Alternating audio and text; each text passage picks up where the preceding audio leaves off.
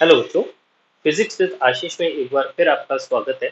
आज अपन 12th class के अपने अगले टॉपिक पर जाएंगे।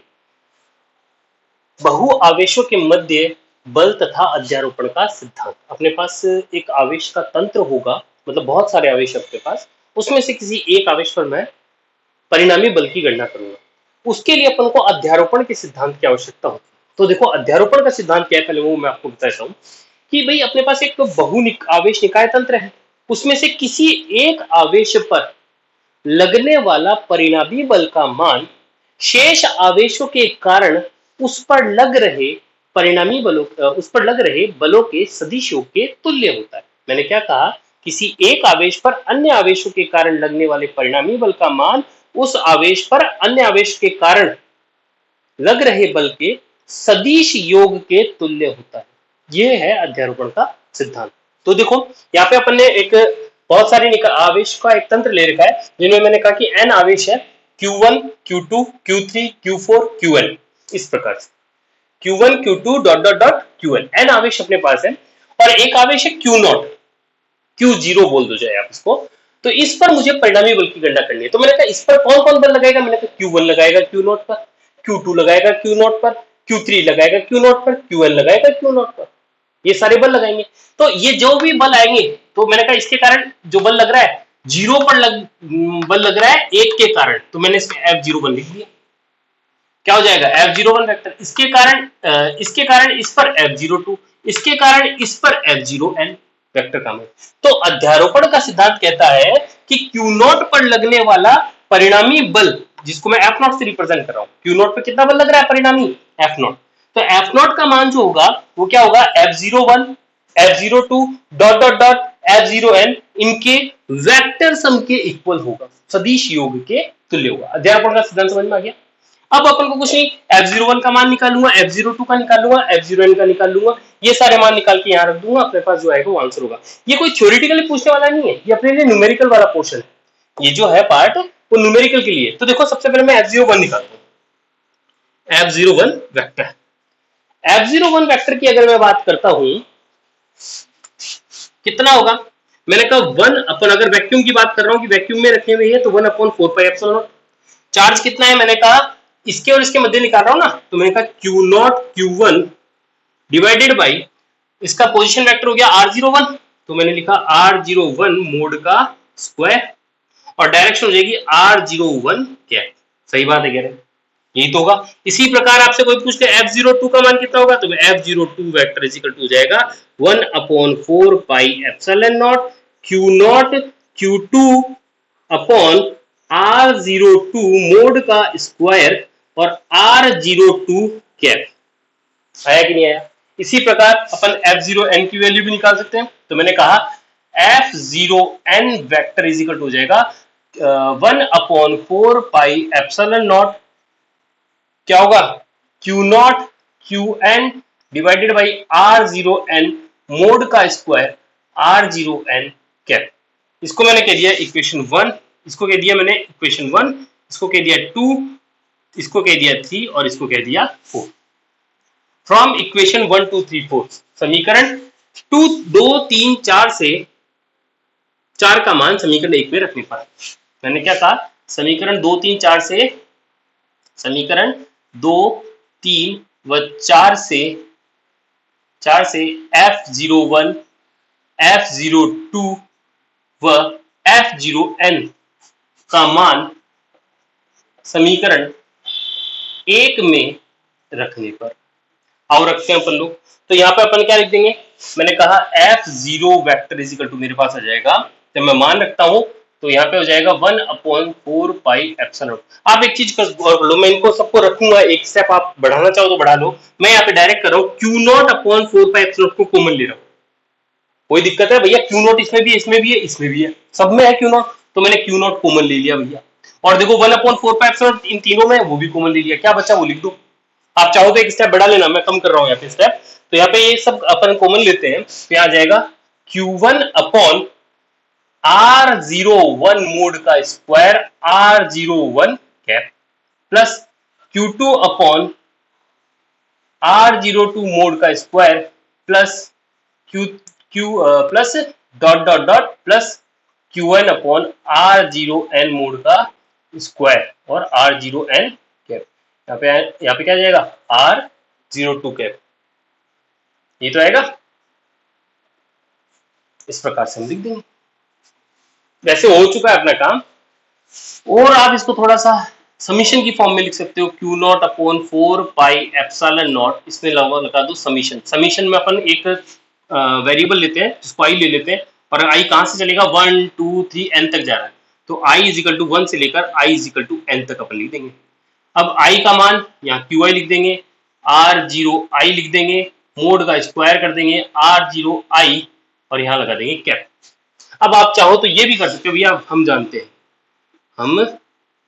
जानते हैं भैया आर कैप जो होता है ना, होता है आर कैप क्या होता है, R vector upon mod of R, पता है ना आपको, लिख सकते हैं। तो R0i के बारे में ये बात बोलूं तो यहाँ पे R0i, और यहाँ पे क्या हो जाएगा R0i मोड, यही होगा। ये मान यहाँ रख दो, तो F0 vector is equal to जाएगा Q not upon 4 pi epsilon not summation i is equal to 1 से लेकर n Qi divided by R0i mod का स्क्वायर, और इसको मैं लिख दूंगा R0i vector upon mod of R0i का, बस ये इतना ही रहेगा। सॉल्व कर लो इसको, सॉल्व क्या कर लो, इन दोनों की क्यूब हो जाएगा, बस इतना ही लिखना है। F0 vector is equal to Q not upon 4 pi epsilon not summation i is equal to 1 से लेकर n Qi upon mod of R0i का होल क्यूब और R0i वेक्टर। इस प्रकार से आप रिजल्टेंट फोर्स बता सकते हो। ये आपसे कोई पूछने वाला नहीं है कि भैया ये इसके तरीके से होगा, अध्यारोपण का सिद्धांत पूछ सकता है एक नंबर में, बाकी इसमें और वैसे पूछने लायक नहीं है। ये एक न्यूमेरिकल का टॉपिक है, तो आओ इसको अपन एक न्यूमेरिकल करते हैं। ये आप नोट कर लो फटाफट से, स्क्रीनशॉट ले लो। हो गया, वेरी गुड। इसके बाद में अगला देखो,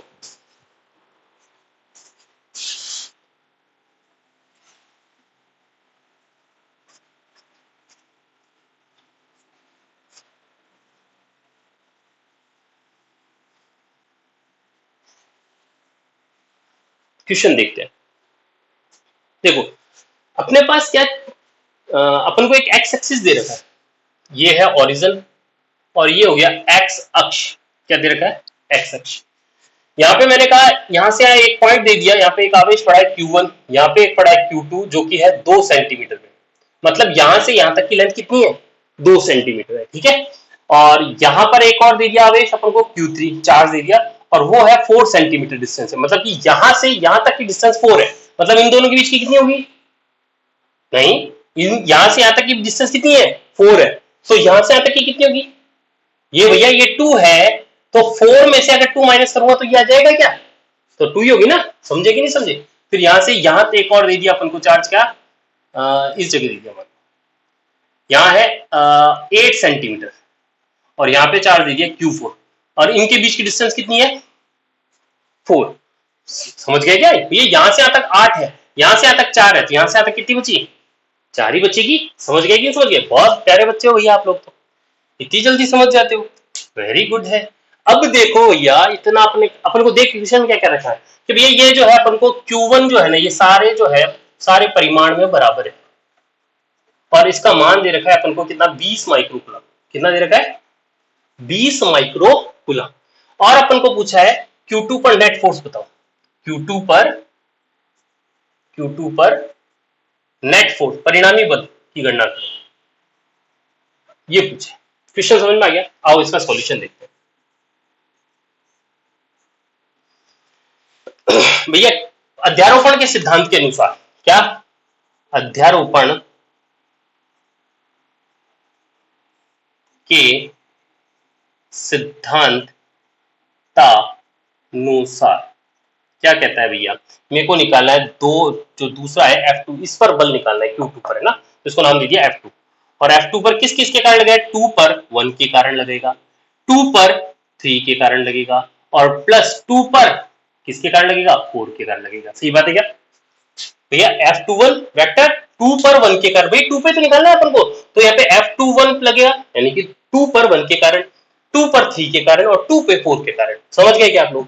ठीक है, ये अपन को निकालना। तो आओ अपन F21 वेक्टर बता देते पहले। F21 वेक्टर इज इक्वल कितना होगा? तो मैंने कहा इन दोनों के बीच में बल क्या होगा भाई? मैंने कहा के ले लेंगे अपन, निर्वात अपन को यहाँ पे निर्वात दे रखा है, तो निर्वात के लिए अपन के Q1 Q2 divided by 2 centimetre का होल स्क्वायर, ये लिखूंगा क्या? अरे यही तो लिखूंगा।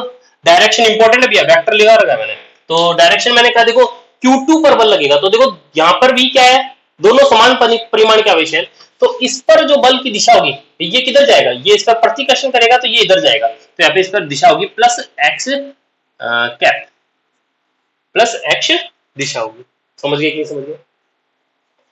F21 हो गया। अब इसके बाद में चलो इसका मान और थोड़ा सा सही कर लो। F21 vector is equal to के, तो एक बार लास्ट में लगा देंगे के का मान, और Q1 Q2 Q स्क्वायर कर देता हूं और लिख दिया 2 इंटू 10⁻⁻2 का होल स्क्वायर। ये Q की और ये K की वैल्यू अपन बाद में रख देंगे, और प्लस X दिशा। ठीक है, ये होगी। इसके बाद में देखो मैंने निकाला किसका मान, F23 का मान निकाला।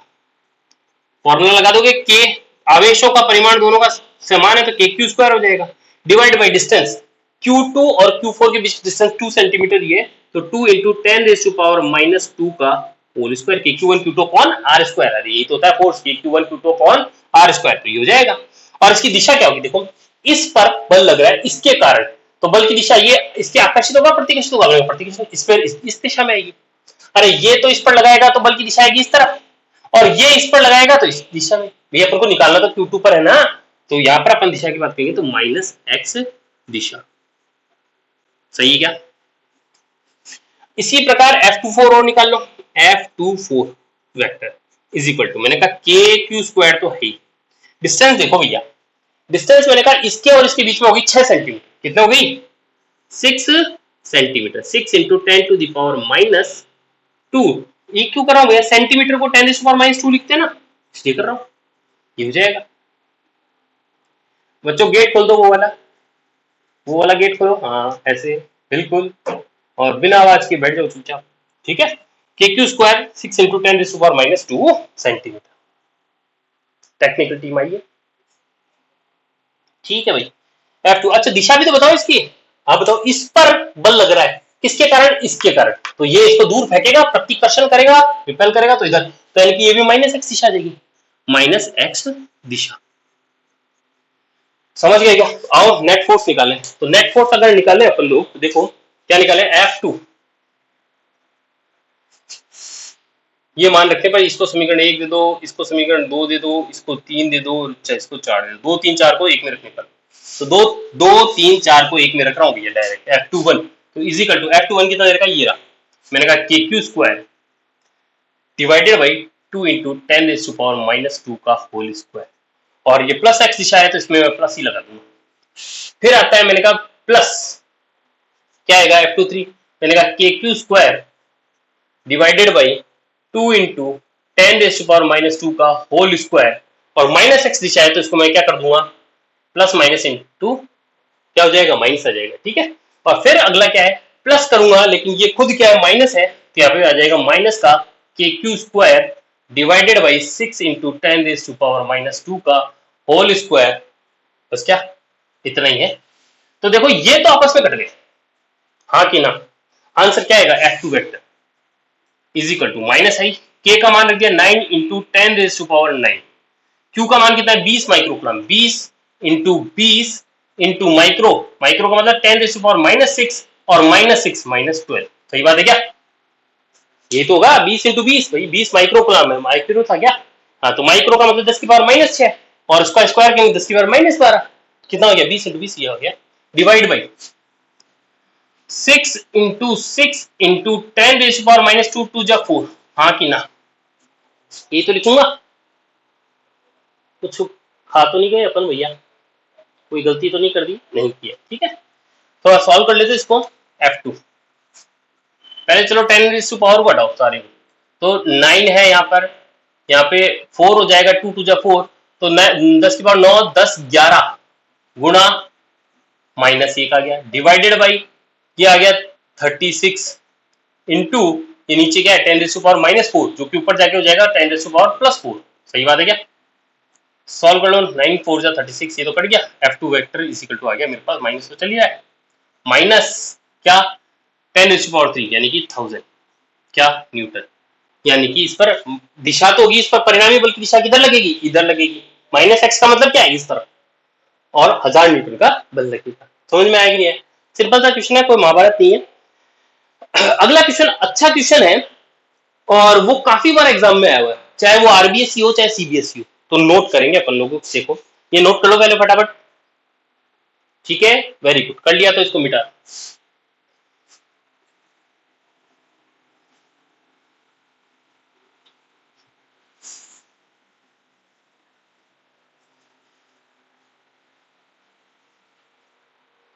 देखो बालको और बालिकाओं, है ना, कि अपने पास एक निकाय दे रखा है, आवेश, मैं क्वेश्चन बोलता हूं वैसे, कि भैया दो समान परिमाण के आवेश जो हैं वो है किसी 2D दूरी पे रखे हुए हैं, उनके मध्य बिंदु पर एक स्मॉल क्यू आवेश का मान, किस मान का आवेश रखा जाए कि वह निकाय, पूरा निकाय जो है वो संतुलनावस्था में हो। देखो ये बच्चों अगर खुद करने की कोशिश करोगे, और पहले एक बार करना, इस वीडियो को पॉज करना और एक बार खुद करने की कोशिश करना, और वो जो गलती होती है इसमें वो एक बार करना, ठीक है, उसके बाद में इस क्वेश्चन की इंपॉर्टेंस का पता चलेगा।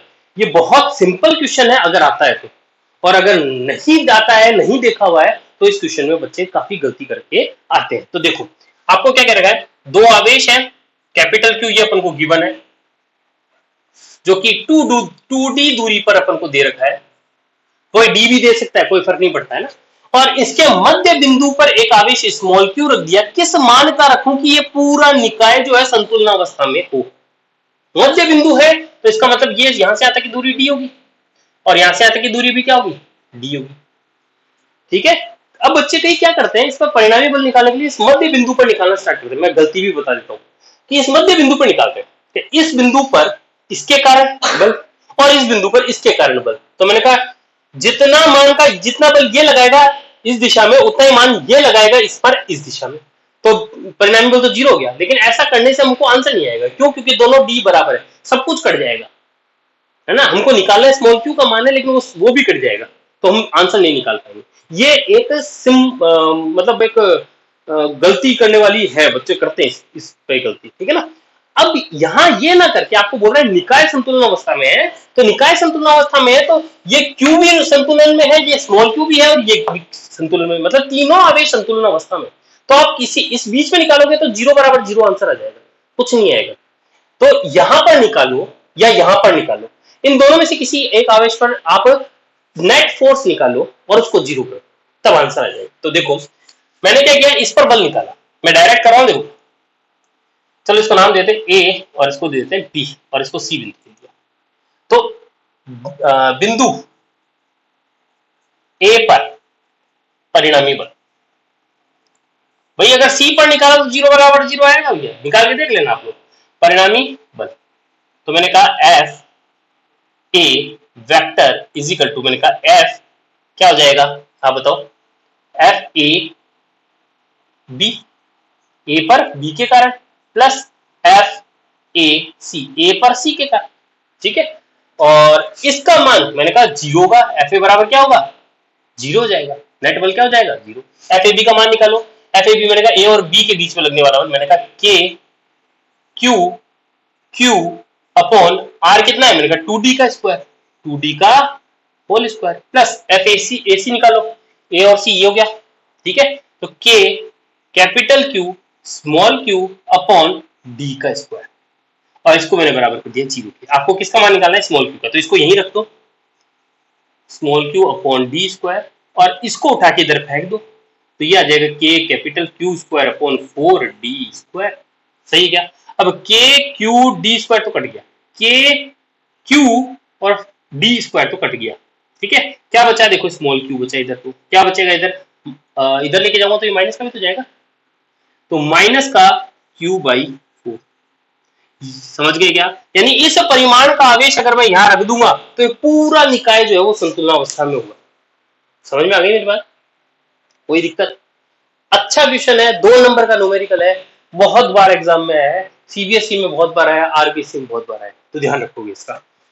एक सिंपल सा क्वेश्चन और करते हैं, हालांकि ये क्वेश्चन जनरली आजकल पूछे नहीं जाते, पहले पूछे जाते थे, लेकिन आप लोग एक बार कर लो क्वेश्चन।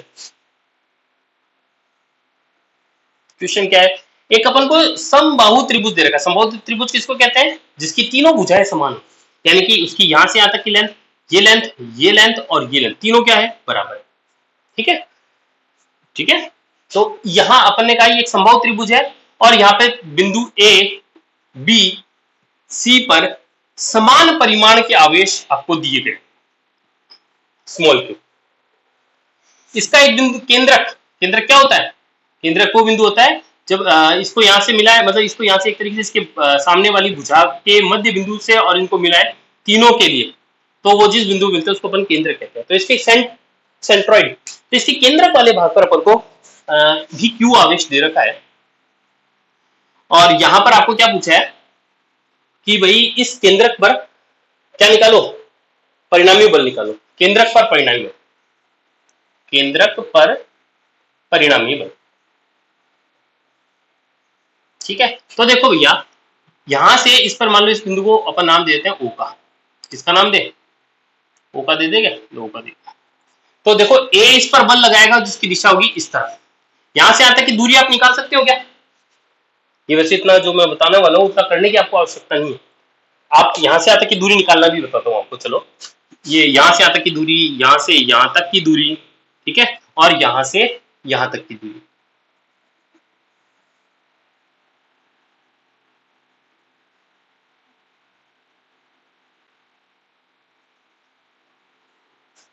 ठीक है, यहां से यहां तक की दूरी कितनी है, यहां से यहां तक की दूरी कितनी है, यहां से, वैसे मैं आपको बता दूं ये तीनों दूरियां बराबर है।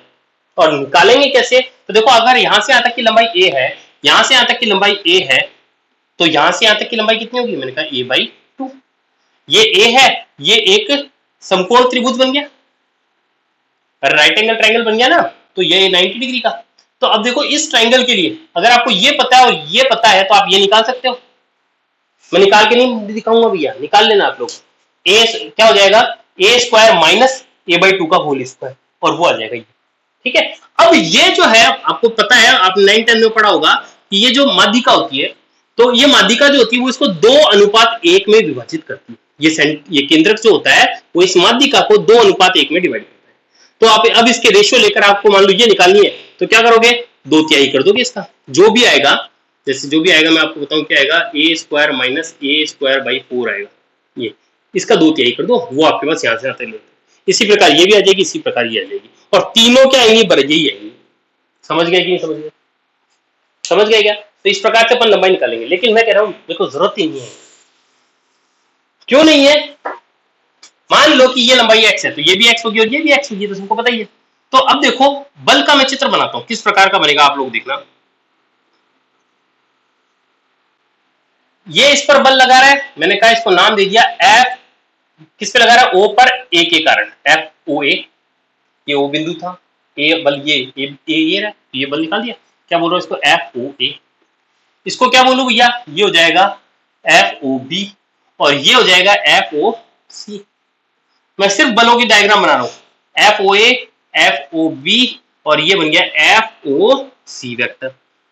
ठीक है, अब देखो आपको पता है कि ये एंगल कितने, 60 का होगा, ये 60 का होगा और ये 60 का होगा, तो इसके लिए यहां पर एंगल होगा 120 डिग्री का, ये होगा 120 डिग्री का, और ये होगा 120 डिग्री का। भाई टोटल 360 होंगे, तीन इक्वली पार्ट में डिवाइड हो रहे हैं, तो यहाँ पे क्या हो जाएगा, 3 का भाग लगा देंगे, 120 डिग्री का आ जाएगा। अब देखो यहां पर जो बल लग रहा है उसका परिमाण और इसका परिमाण बराबर होगा, कैसे होगा देखो भैया, FOA बराबर क्या है, इन दोनों के बीच में लगने वाला बल K Q square upon x square. FOB भी परिमाण में क्या होगा, K Q square upon x square, परिमाण की बात कर रहा हूं, दिशा बाद में बात कर लेंगे। FOC कितना होगा, मैंने कहा K Q square upon x square. मैं वर्बली कर रहा हूं इस क्वेश्चन को, और वर्बली ही है क्वेश्चन, तो तीनों बल का मान बराबर आ गए, मतलब यहां पे आ गया मोड ऑफ, ये तीनों क्या हो गए, FOA is equal to mod of FOB is equal to mod of FOC vector, तीनों बराबर आ गए, तीनों बराबर। इसको मान लो तीनों को मैंने F का नाम दे दिया, क्या दे दिया, जो भी है F का नाम दे दिया। ठीक है, तो मतलब ये F हो गया, ये F हो गया और ये F हो गया। इन दोनों का परिणामी बल निकालो। कैसे निकालते? परिणामी का सूत्र क्या होता है? परिणामी resultant is equal to F का स्क्वायर प्लस एफ का स्क्वायर प्लस पी का स्क्वायर प्लस क्यू का square plus 2pq cos theta होता है कि नहीं होता? तो यहाँ पे p भी f है, q भी f है, तो f का स्क्वायर प्लस और 2f1 f2 यानी कि f स्क्वायर और cos मैंने कहा 120 डिग्री। अब क्या करूं? r is equal to under root f square मैंने कहा 2f square p square plus q square plus 2pq cos theta. तो यहां से अब इसका मान निकालोगे माइनस का 2f स्क्वायर, ये प्लस है लेकिन cos 120 की वैल्यू थी minus half, minus half, half ये 2 से 2 कट गया, r इज इक्वल टू आ गया अंडर रूट एफ स्क्वायर यानी कि f। यानी इन दोनों का परिणामी भी क्या आएगा? f आएगा। और कहां आएगा? बिल्कुल भी, क्योंकि दोनों का समान परिमाण है तो ये एकदम 60 डिग्री पे एक लाइन चली जाएगी, ये f। अब एक बल इधर लग रहा है और एक बल इधर लग रहा है, तो परिणामी बल एक दूसरे को निरस्त कर देंगे। परिमाण में समान और दिशा में विपरीत हो गए तो एक दूसरे को निरस्त कर देंगे। यानी कि आपको अगर कोई पूछ रहा है कि इस केंद्रक पर बल कब नेट बल कितना होगा, तो आंसर होगा 0। ये इतना करने की आवश्यकता ही नहीं थी। अगर ये सेंटर पे दे रखा है, सारे परिमाण समान है, ठीक है, और समबाहु त्रिभुज है, तो ऐसी कंडीशन में केंद्रक पर डायरेक्ट आप लिखो क्या होगा? 0, कोई दिक्कत। इसी प्रकार का एक छोटा सा क्वेश्चन और देख लो, मिटा रहा हूं इधर वाला।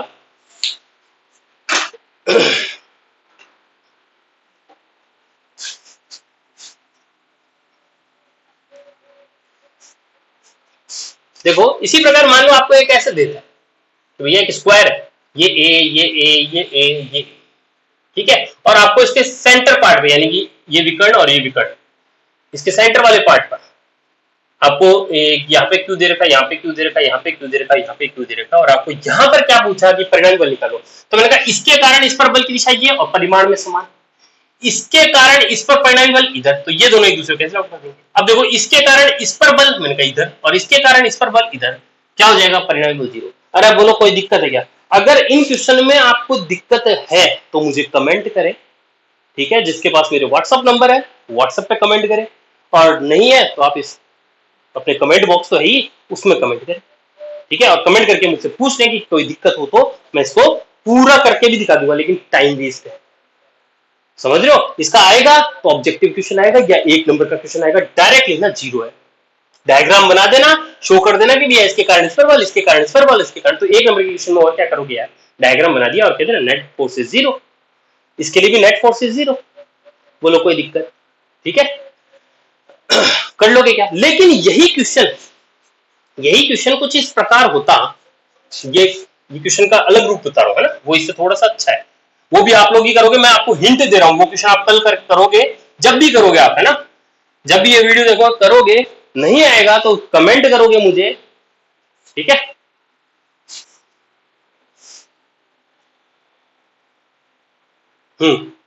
तो मैं अभी आपको एक क्वेश्चन और पूछने वाला था, ऐसा सही क्वेश्चन है लेकिन थोड़ा अलग है, आपको हिंट दूंगा मैं इसकी, मैं करवा नहीं रहा हूं, ठीक है ना, 2 करवा दिए मैंने, ये अध्यारोपण सिद्धांत पे मैंने 2 क्वेश्चन करवा दिए, एक क्वेश्चन तुम लोग करोगे, Q Q Q and Q, नहीं आए तो मेरे से पूछ लेना, मैं बता दूंगा।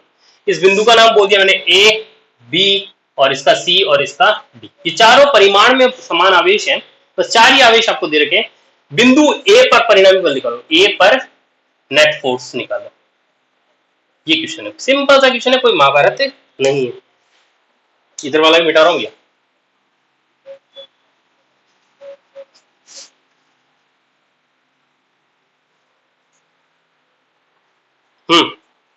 सोच लिया, इस पर आपको क्या निकालना? नेट फोर्स निकालना है, तो निकाल लो भैया। मैंने कहा इस पर कितने आवेश अपने पास? 4 आवेश है, तो इस पर अगर पूछा है तो कितने आवेश बल लगाएंगे? 1 2 और 3, ये इस पर बल लगाएगा, मैंने कहा इस दिशा में, इसका नाम बोल देंगे A B, F A B, इस दिशा में लगेगा। ये इस पर बल लगाएगा इस दिशा में, इसको बोल देंगे एफ बी, और क्या है ये ए।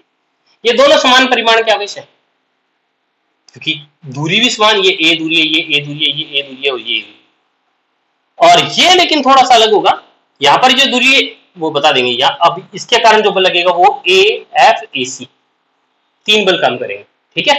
क्या करोगे अब आप लोग? पहले तो ये दूरी निकालो, अब मैं आपको हिंट दे रहा हूं, है ना, पहले तो आप ये दूरी निकालो, आपको ए दे रखा है, क्यू दे रखा है, ठीक है ना, तो ये दूरी कैसे निकलेगी?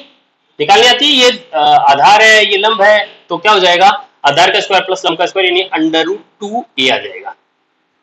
सही बात है क्या? निकाल के देख लेना, √a² plus a square equal to resultant, तो क्या हो जाएगा, √2a² r बराबर √2 आ जाएगा डायरेक्ट। ठीक है, अब आप इन तीनों का मान निकाल लो। एफ ए बी क्या होगा भैया, मैं बताता हूँ, के क्यू स्क्वायर अपॉन डायरेक्शन तो एफ ए बी इधर है ना, ए स्क्वायर, एफ डी ए निकाल लो, क्या होगा, यही होगा, के क्यू स्क्वायर अपॉन ए स्क्वायर। वेक्टर हटाओ क्योंकि मैं सिर्फ अभी परिमाण की बात कर रहा हूँ। ए स्क्वायर, ये ए है भैया, ए स्क्वायर, और ये भी ए स्क्वायर। और इसी प्रकार आप निकाल लो क्या, एफ ए सी निकाल लो,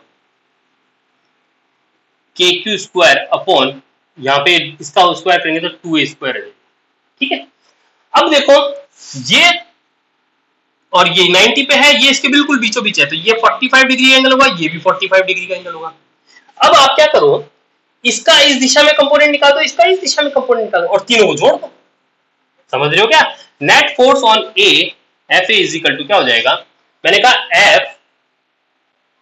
F A B cos 45 F, चलो पहले तो ये एफ ए सी लिख देते हैं, plus F A B cos 45 plus F D A cos 45 इसका चिपका हुआ घटक हुआ ये दोनों, है ना, इसका इस दिशा में घटक, इसका इस दिशा में घटक, और तीनों सेम दिशा में आ गए थे। अब तीनों सिंपली ऐड हो जाएंगे, बस अब ये निकालो, कॉस 45 1/√2 होता है, एफ ए बी इन सबकी वैल्यू आपके पास है, करके देखना। वैसे मैं पूरा ही कर दिया, अब आपकी छोटी सी कैलकुलेशन बची है, कर लेना। ठीक है,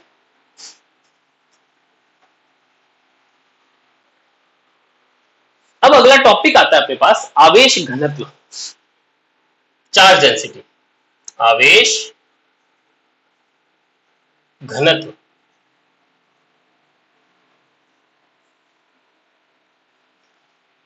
चार्ज डेंसिटी देखो तीन टाइप में अपन बताएंगे। पहला रैखिक आवेश घनत्व, लीनियर चार्ज डेंसिटी, रैखिक, रेखीय बोल दो चाहे, रेखीय आवेश घनत्व, इसको अपन लैम्डा से रिप्रेजेंट करते हैं, किससे, लैम्डा से। दूसरा आएगा सरफेस चार्ज डेंसिटी, पृष्ठीय आवेश घनत्व, पृष्ठीय आवेश घनत्व। ठीक है, इसको अपन सिग्मा से रिप्रेजेंट करेंगे। और तीसरा होता है आयतन आवेश घनत्व, आयतन आवेश घनत्व, इसको अपन रो से रिप्रेजेंट करेंगे। ठीक है भाई, सीधी सी बात है, रेखीय आवेश घनत्व की बात करें तो भैया एक कि अपने पास तार जैसी कोई चीज होगी जिसके ऊपर आवेश जो है एक समान रूप से वितरित होगा। ठीक है, पृष्ठीय आवेश घनत्व अपने पास कोई सतह होगी जिस पर आवेश जो है एक समान रूप से वितरित होगा पूरी पृष्ठ के ऊपर। ठीक है, और ये आयतन आवेश घनत्व, तो इसमें मान लो आयतन वाली चीज होगी, गोला भी हो सकता है, कोई भी चीज हो सकती है, फिलहाल मैंने क्यूबॉइड क्यूब बना दिया है, तो इसके अंदर भी आवेश जो है पूरा एक समान रूप से वितरित होगा। ठीक है, एक समान रूप से। तो जब हम रेखीय आवेश घनत्व की बात करेंगे तो इस पर एक अल्पांश लेंगे भाई। अब अल्पांश कैसा होगा, लंबाई होगी, तो मैंने कहा लंबाई होगी डीएल। इस डीएल पर आवेश का मान जो होगा भाई, मैंने कहा इसमें क्यू आवेश है तो इसमें थोड़ा सा आवेश होगा, मैंने कहा छोटा सा आवेश को डीक्यू से रिप्रेजेंट करते हैं। अरे डी जब भी लग जाता है ना डिफरेंशिएशन वाला, तो वो चीज अल्पांश हो जाती है, बहुत छोटी सी। तो डी क्यू बहुत थोड़ा सा आवेश है, डीएल बहुत छोटी सी लंबाई है, तो लैम्डा जो होगा वो होगा डी क्यू बाई डीएल, यानी एकांक लंबाई पर वितरित आवेश के मान को रैखिक आवेश घनत्व कहते हैं। लैम्डा इक्वल टू क्या हो जाएगा, डी क्यू बाई डीएल। और अब आपसे कोई इसका मात्रक पूछते तो मैंने कहा कूलाम प्रति मीटर, कूलाम प्रति मीटर। बोलो कोई दिक्कत है क्या, समझ रहे हो क्या?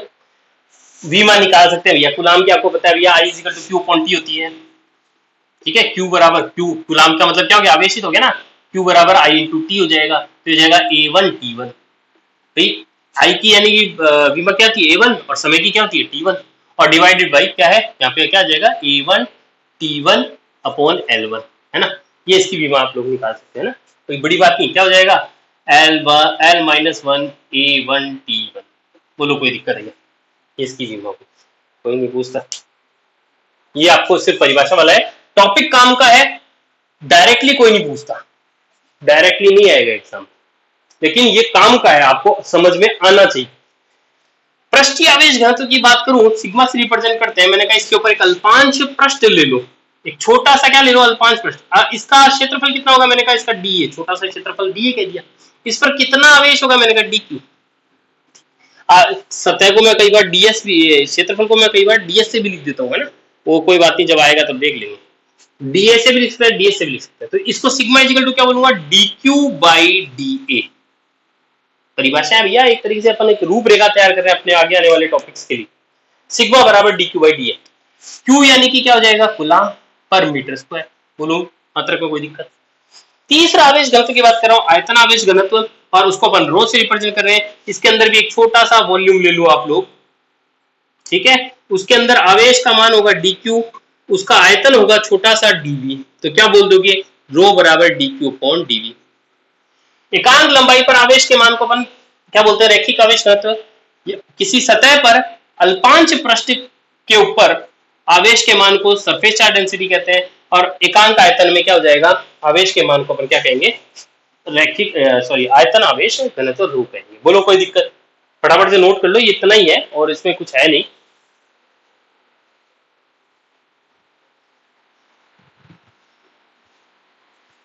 नोट कर लिया, बहुत अच्छी बात है, मिटा रहा हूं मैं।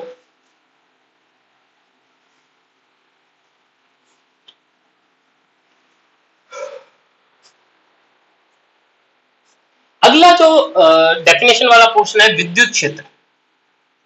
विद्युत क्षेत्र,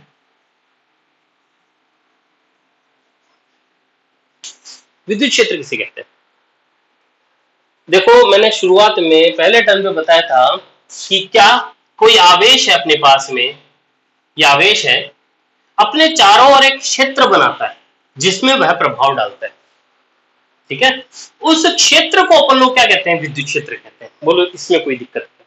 किसी आवेश के चारों ओर का वह भाग जिसमें वह प्रभाव डालता है उसे विद्युत क्षेत्र कहते हैं। अगली बात आती है विद्युत क्षेत्र की तीव्रता। किसकी बात करें अपन अगली, विद्युत क्षेत्र की तीव्रता। विद्युत क्षेत्र की तीव्रता, ये भी देखो, अगर मैथमेटिकल की बात करें तो ये दोनों चीज सेम है, फिजिक्स में थोड़ा सा फर्क है। आपसे कभी पूछे कि विद्युत क्षेत्र निकालो, या आपसे पूछे विद्युत क्षेत्र की तीव्रता निकालो, दोनों ही काम सेम टू सेम है मैथमेटिकली। बस अगर परिभाषा की बात करें थोड़ी सी फर्क है, ठीक है। अगर आपसे परिभाषा पूछते हैं तो मैंने कहा चाहे आपसे विद्युत क्षेत्र की पूछे चाहे विद्युत क्षेत्र की तीव्रता की पूछे, आप जो मैं पूरी बात बता रहा हूं वो सारी लिखा है। विद्युत क्षेत्र किसे कहते हैं, आवेश के चारों का वह भाग जिसमें प्रभाव डालता है उसे विद्युत क्षेत्र कहते हैं। विद्युत क्षेत्र की तीव्रता किसे कहते हैं, देखो मैंने कहा एक आवेश है, इसके चारों ओर का क्षेत्र, इसे विद्युत क्षेत्र कहते हैं। विद्युत क्षेत्र में हम एक ऐसा आवेश लेते हैं जो हकीकत में इस दुनिया में मौजूद ही नहीं है। अरे क्या कह रहा हूं, मैंने कहा विद्युत क्षेत्र में एक ऐसा आवेश लेता हूं, इस आवेश का नाम है परीक्षण आवेश। क्या नाम है, परीक्षण आवेश, टेस्ट चार्ज। क्या बोला मैंने, टेस्ट चार्ज, जो वास्तव में होता ही नहीं। ये एक ऐसा आवेश है जिसका खुद का कोई विद्युत क्षेत्र नहीं है, तो वास्तव में ऐसी कोई चीज होती नहीं है, एक काल्पनिक आवेश है। ये क्या है, काल्पनिक आवेश। मतलब अपन एक ऐसा आवेश लेना है जो इस आवेश के, मान लो इसका आवेश क्यू है, तो इस आवेश के विद्युत क्षेत्र पर कोई प्रभाव नहीं डालेगा। कौन, क्यू नॉट, ऐसा आवेश है। हकीकत में तो होता नहीं है, परिभाषा के लिए हमने चूज कर लिया क्यू नॉट। क्या बोलते हैं इसको, टेस्ट चार्ज, परीक्षण आवेश, या यूनिट पॉजिटिव चार्ज, एकांक धनावेश। क्या बोलते हैं इसको, एकांक धनावेश। बड़ा इंपॉर्टेंट आवेश है, वास्तव में नहीं होता लेकिन है बड़ा इंपॉर्टेंट, एकांक धनावेश, ठीक है, यूनिट पॉजिटिव चार्ज, ठीक है। तो अब सुनना, परिभाषा सुनना कि विद्युत क्षेत्र में स्थित, अब विद्युत क्षेत्र देखो, अब अगला ये नहीं बोला कि वहां पे एक आवेश मौजूद है उसके चारों ओर क्षेत्र, वो इतने, अगर ये बोल दिया कि एक विद्युत क्षेत्र वहां मौजूद है तो अंडरस्टूड बात है कि वहां पे आवेश है। बिना आवेश के विद्युत क्षेत्र हो ही नहीं सकता। विद्युत क्षेत्र में स्थित किसी एकांक धनावेश पर लगने वाले बल को विद्युत क्षेत्र की तीव्रता कहते हैं। अब ये क्यू नॉट पर ये आवेश कितना बल लगा रहा है, क्यू नॉट पर ये कितना बल लगा रहा है, मान लो ये जो भी बल लगा रहा है, समझ रहे हो क्या, कोई भी बल लगा रहा है, इस बल को ही क्या कहते हैं, विद्युत क्षेत्र की तीव्रता। कोई दिक्कत, मैथमेटिकली लिख के बताता हूं, एक बार डेफिनेशन बोल देता हूं, आप लोग नोट ना करना चाहो तो भी कर सकते हो। विद्युत क्षेत्र में स्थित किसी काल्पनिक आवेश, एकांक धनावेश या परीक्षण आवेश, तीनों बात एक ही है। क्या बोला? विद्युत क्षेत्र में स्थित किसी परीक्षण आवेश पर लगने वाले बल के मान को अपन लोग क्या कहते हैं? विद्युत क्षेत्र की तीव्रता कहते हैं। दोबारा सुन लो, क्या बोला मैंने? विद्युत क्षेत्र में स्थित एकांक धनावेश पर लगने वाले बल के मान को विद्युत क्षेत्र की तीव्रता कहा जाता है। बोलो, कोई दिक्कत है क्या? परिभाषा लिख ली? बहुत अच्छा किया। अब देखो, मैंने कहा अगर इसको मैथमेटिकली लिखूं तो मैंने कहा ई वेक्टर। विद्युत क्षेत्र को किससे रिप्रेजेंट करते हैं? ई वेक्टर से रिप्रेजेंट, चाहे तीव्रता बोलो चाहे क्षेत्र बोलो, ई से रिप्रेजेंट करते हैं। तो ई सदिश बराबर, मैंने कहा विद्युत क्षेत्र में स्थित किसी एकांक धनावेश पर लगने वाले बल को एकांक धनावेश क्यू नॉट, एकांक धनावेश पर लगने वाले बल को विद्युत क्षेत्र की तीव्रता कहते हैं। और इस क्यू नॉट के लिए भी क्या कहा जाता है कि ये वास्तव में इस दुनिया में एग्जिस्ट ही नहीं करता, ये तो एक काल्पनिक चीज है, मैथमेटिकली मानने की बात है। यानी Q not tends to zero, समझ गए क्या? ये क्यू नॉट अत्यल्प है, जीरो की तरफ अग्रसर है, ठीक है, एफ अपॉन क्यू नॉट। कोई दिक्कत? ये इसकी परिभाषा होगी मैथमेटिकली। तो अब आपको लिख के आनी पड़ेगी विद्युत क्षेत्र की परिभाषा, विद्युत क्षेत्र की तीव्रता की परिभाषा और ये मैथमेटिकल वर्क। समझ में आएगी नहीं आया? फर्क कर लोगे क्या? चलो, आज के समाचार अपन लोग यहीं समाप्त करेंगे। आपको करना क्या है अब? आपको जो भी मैं करवा रहा हूँ, जितना करवा रहा हूँ, कोई बहुत बड़ा पोर्शन नहीं करवाता हूँ मैं, छोटे छोटे टुकड़े। हो सकता है कि अपन विद्युत क्षेत्र के जो लेक्चर है वो 10-15 लेक्चर बना के अपन एक प्ले लिस्ट में डाल देंगे, आपको एक जगह मिल जाएगी सारे के सारे, है ना। और 17-18 वीडियो भी हो जाए तो कोई बड़ी बात नहीं है, ठीक है। आज के समाचार अपन लोग समाप्त करते हैं। नमस्कार।